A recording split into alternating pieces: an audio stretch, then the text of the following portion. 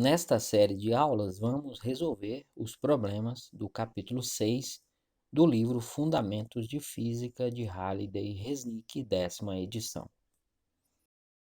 Problema 60. Na figura 6.46, uma caixa com formigas vermelhas, massa total M1 igual a 1,65 kg, e uma caixa com formigas pretas, massa total M2 igual a 3,30 kg, deslizam para baixo em um plano inclinado, ligadas por uma haste sem massa paralela ao plano.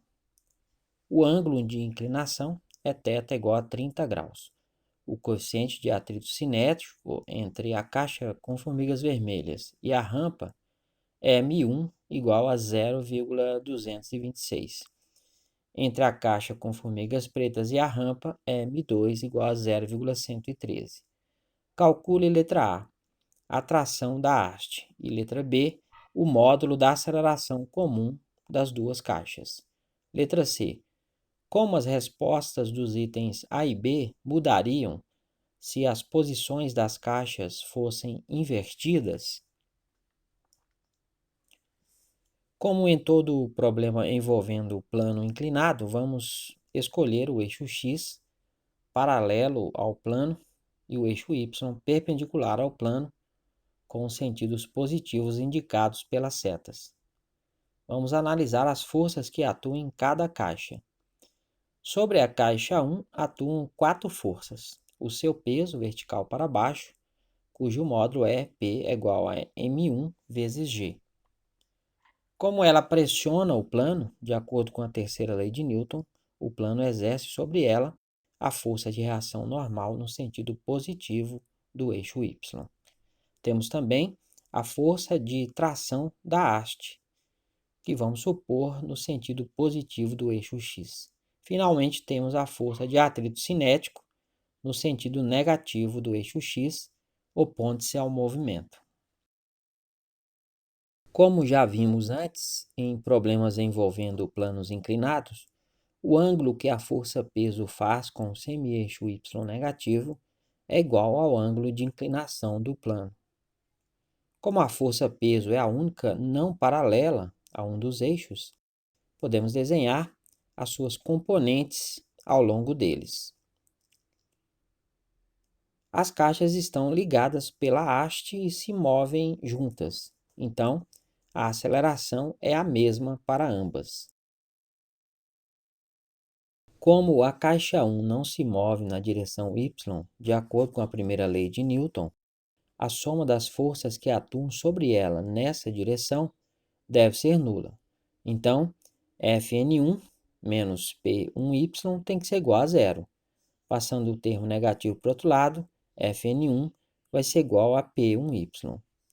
O módulo da força de atrito cinético é proporcional ao módulo da força de reação normal da superfície. Então, Fc1 vai ser o coeficiente de atrito, μ1, vezes o módulo da força normal, Fn1. Então, Fc1 vai ser μ1 vezes P1y. Aplicando a segunda lei de Newton na direção x, teremos que P1x mais T menos Fc1 tem que ser igual a M1 vezes A. Então, P1x mais T menos μ1 vezes P1y, que é o Fc1, tem que ser igual a M1 vezes A. Sobre a caixa 2, também existem 4 forças atuando. O seu peso vertical para baixo, cujo módulo é P igual a M2 vezes G. Como ela pressiona o plano exerce sobre ela a força de reação normal no sentido positivo do eixo Y. Temos também a tração na haste no sentido negativo do eixo X. Também temos a força de atrito cinético opondo-se ao movimento. Como antes, também aqui a força-peso é a única que não é paralela a nenhum dos eixos, e vamos desenhar as suas componentes na direção de cada um deles. Como esta caixa não se move na direção y, a soma das forças nessa direção deve ser nula. Então, Fn2 menos P2y tem que ser igual a zero. Então, o Fn2 vai ser igual a P2Y. O módulo da força de atrito cinético é proporcional ao módulo da força de reação normal da superfície. Então, FC2 vai ser μ2 vezes Fn2, coeficiente de atrito vezes a força normal. Então, FC2 vai ser μ2 vezes P2Y.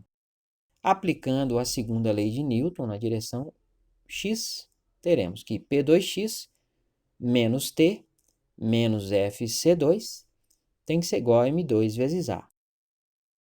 Então, P2x menos T menos M2 vezes P2y, que é o FC2, tem que ser igual a M2 vezes A. A relação entre a força e o movimento das caixas pode ser representada pelo sistema formado por essas duas equações. Os valores das componentes dos pesos das caixas podem ser calculados analisando os triângulos retângulos formados pelos vetores e suas componentes. Perceba que em ambos os casos, o cateto oposto ao ângulo θ, que é usado no cálculo do seno, é igual ao módulo da componente x dos vetores. O mesmo ocorre com o cateto adjacente, que é usado no cálculo do cosseno, que é igual ao módulo da componente y dos vetores.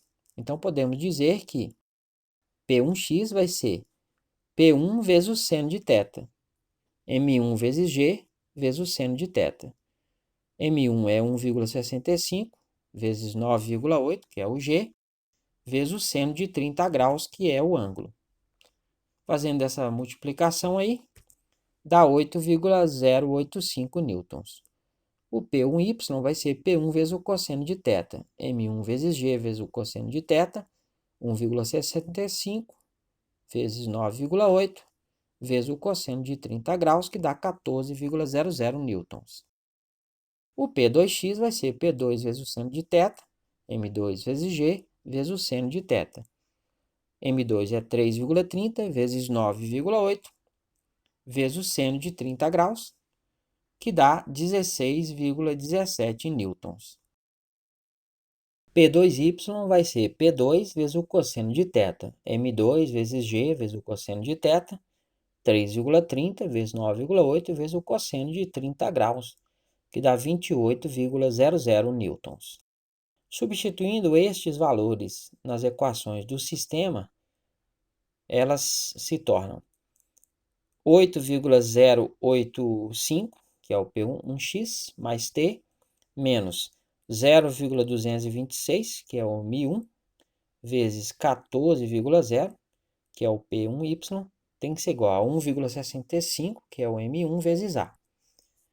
16,17, que é o P2x, menos T, menos 0,113, que é o M2, vezes 28,00, que é o P2y, tem que ser igual a 3,30, que é a massa M2 vezes A. Se a gente fizer as multiplicações aí, fica 8,085 mais T menos 3,164 é igual a 1,65 vezes A. E 16,17 menos T menos 3,164 é igual a 3,30 vezes A. Somando os dois números de cada equação, dá 4,921 mais T é igual a 1,65 vezes A. E 13,01 menos T vai ser igual a 3,30 vezes A. Se dividirmos a primeira equação pela segunda, vamos eliminar a variável A do sistema. Então, vai ficar 4,921 mais T dividido por 13,01 menos T. E quando eu dividir 1,65 vezes A por 3,30 vezes A, o A vai ser cancelado. E 1,65 é exatamente a metade de 3,30. Então, eu ainda posso simplificar escrevendo 1 sobre 2. Fazendo a multiplicação cruzada, fica 2 vezes 4,921 dá 9,842, mais 2 vezes t, vai ser igual a 1 vezes a expressão de baixo, dá 13,01 menos t. Colocando todos os termos de t à esquerda e os demais à direita, fica 2t mais t é igual a 13,01 menos 9,842. Somando aí, dá 3t é igual a 3,168. Então, o t vai ser 3,168 dividido por 3, que dá 1,056 newtons. Escrevendo o resultado com 3 algarismos significativos, que é a precisão das medidas originais, ele se torna, o t vai ser 1,06 newtons. Substituindo o valor de t em qualquer das duas equações do sistema, isso nos permite determinar o valor da aceleração.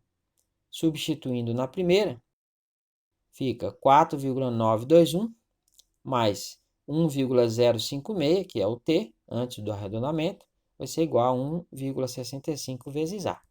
Fazendo essa soma aí, dá 5,977, é igual a 1,65 vezes A. Então, o A vai ser 5,977 dividido por 1,65, que dá 3,622 metros por segundo ao quadrado.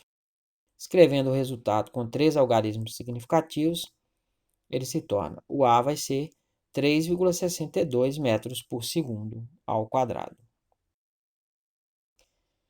Se trocarmos as posições das caixas, toda a análise que já fizemos é válida e podemos utilizar as mesmas equações do sistema deduzidos antes, trocando os índices que se referem às caixas.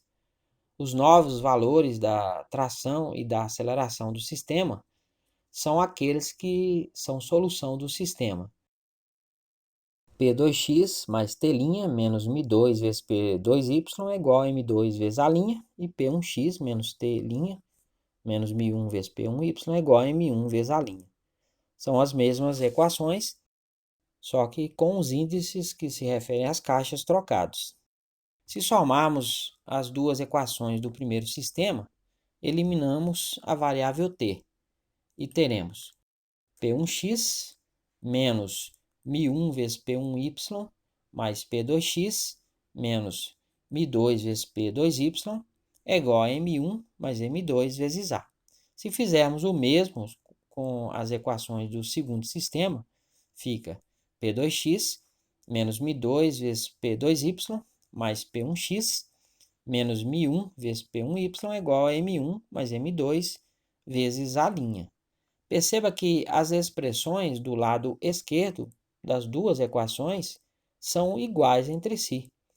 Isso significa que as expressões da direita também serão iguais, ou seja, M1 mais M2 vezes A tem que ser igual a M1 mais M2 vezes A'. Então, a gente pode cancelar o M1 mais M2 e concluímos que o A vai ser igual ao A'. Concluímos que a aceleração será igual à da primeira situação. Como as acelerações são iguais, podemos dizer que M1 vezes A, que aparece do lado direito da igualdade na primeira equação do primeiro sistema, é M1 vezes A', que aparece do lado direito da segunda equação do segundo sistema.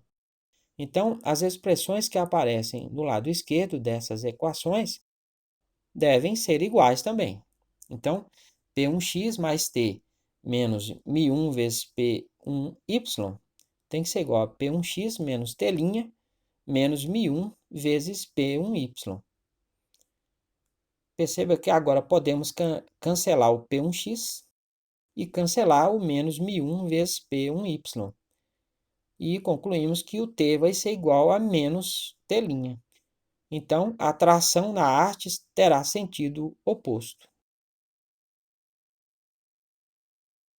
Se invertermos a posição das caixas, a aceleração do sistema será a mesma da anterior e a tração na haste terá sentido contrário.